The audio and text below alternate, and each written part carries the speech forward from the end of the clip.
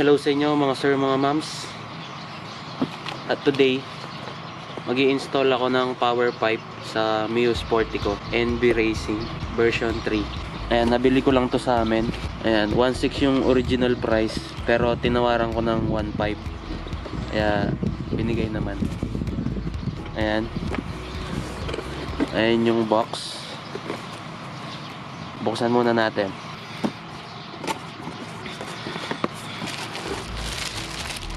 Ito yung elbow niya.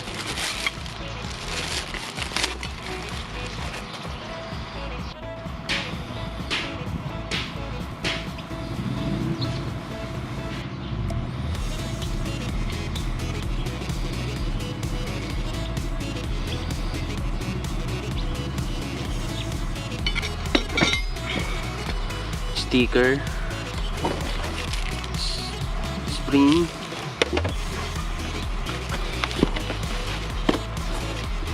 At ito yung canister.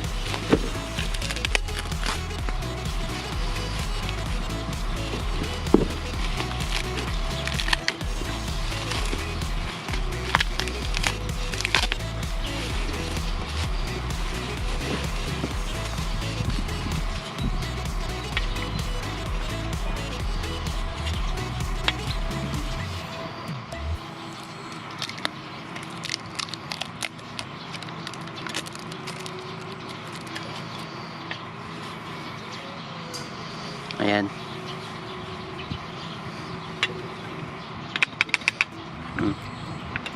Gumagalaw na agad yung ano dito. Hindi ko pa nagamit, sira na yata. Ayan, lalagyan na lang natin ng washer.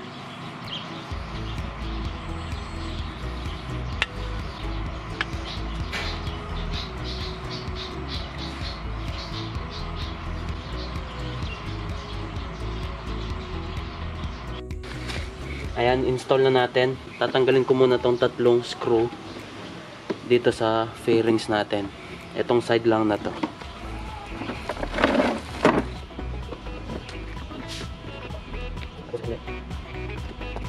Ayan, pwede na natin siyang tanggalin. Ayan. Tapos pwede na natin tanggalin yung dalawang 12mm bolts sa cylinder head dito sa ibaba. Tatanggalin ko muna to para makita nyo yung dalawang bolts.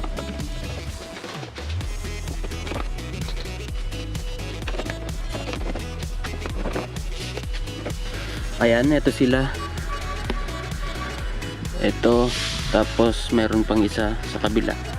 Ayun, pwede na natin silang tanggalin.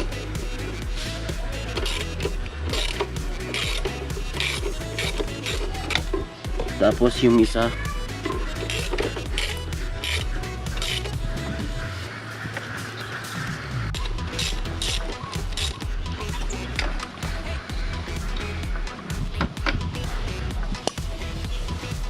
ayan, puro kalawang na.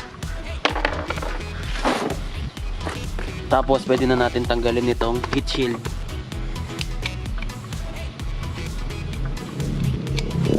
Para di na tayo mahirapan mamaya.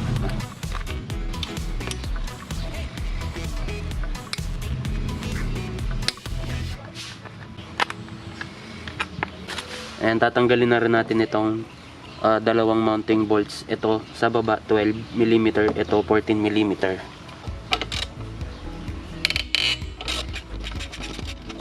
Puro kalawang. Sira na rin pala tong bushing ng pipe ko, sira na siya. Bali, di na natin gagamitin ito kapag nalagay na natin yung power pipe na NB. Di na natin gagamitin to, ito na lang. Next is itong 14mm sa taas. Ayan, pag natanggal na to, mahuhulog na yung pipe. Ayan. Bigat. Ayan, dahil hindi na natin gagamitin ito, lalagyan ko na lang siya ng maliit na bolts. Ayan. para hindi mahulog yung nut sa likod. Pwede rin tanggalin nyo na lang yung nut.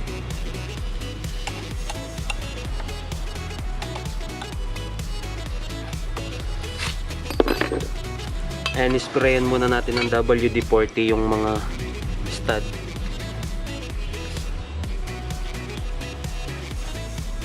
Pati itong mga bolts. Ayan, puro kalawang na sila, no? Ayan, pwede na natin ilagay itong elbow.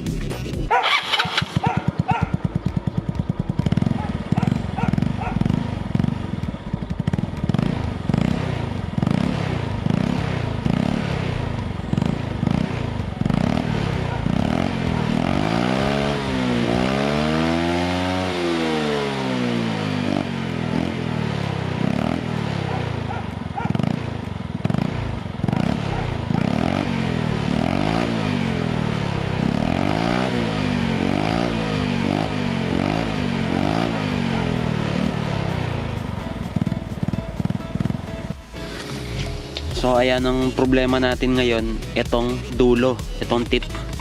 Ayan, no, gumagalaw siya. Kaya parang tunog singaw siya, no. Try nating gawin. Nilalagyan ko siya ng washer para gawing spacer. Ganyan talaga yung mga mumuraying power pipe. Maingay to kapag high RPM. Ayan, tatanggalin ko muna siya. Wala kasi siyang spacer sa loob, kaya gumagalaw to. Ayan, kapag hinigpitan mo naman to ng sobra, masisira itong plastic na tip.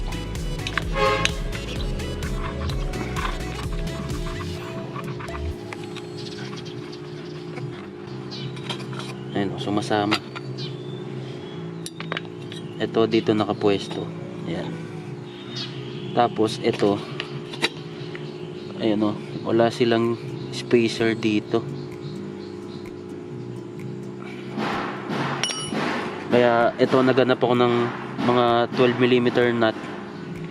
Gagawitin ko siyang spacer para dito. Ayan, diba, pantay na.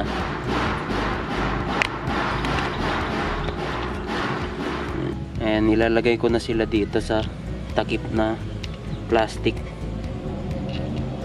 Ayan.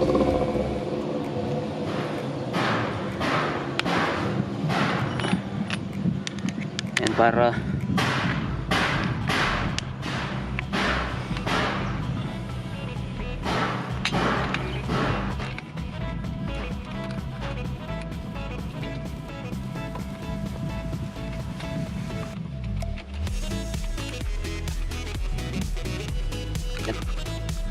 ayan, ngayon mahihigpitan na natin yung mga bolts nang hindi nasisira itong plastic.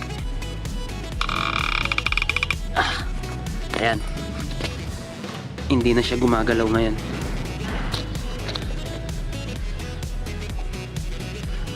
Hindi na siya gumagalaw. Try natin i-start.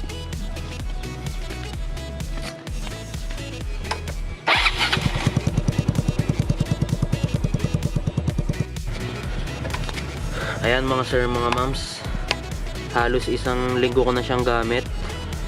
So kung bibili kayo ng murang power pipe, hindi ko siya i-recommend kasi hindi maganda yung tunog niya. Ayan, parang tunog singaw lang. Sa totoo lang, marami siyang singaw, ano. Sumisingaw siya dito kahit na may spring na, singaw pa rin. Nilagyan ko na nga ng sealant na ano, ayan o, high temp na gasket sealant. Sumisingaw rin siya dito sa part na to. Nilagyan ko rin ng gasket sealant to. Ewan ko lang kung effective. Ayan yung mga naging issue ko. Pero wala siyang lutong sa dulo, ano. Hindi tulad ng ano, Organ Sport, malutong. Iwasan nyo na lang tong brand na to. Mas maganda pa rin yung Organ Sport. Pero yung Apido hindi ko pa na-try. At yung ORBR. Ay. Magsisisi lang kayo kapag bumili kayo nito. Itong sa cylinder head, wala naman siyang singaw doon. Dito lang talaga sa part na to. At dito sa dulo. Ganyan talaga pag mumurahing power pipe. Tapos meron namang nabibiling daing na power pipe pang Mio. Kaso overpriced masyado, 3,200 yata. So ayan, hintayin ko lang matuyo yung ano, sealant. Tapos try ulit natin kung may singaw pa rin. Sound test ulit.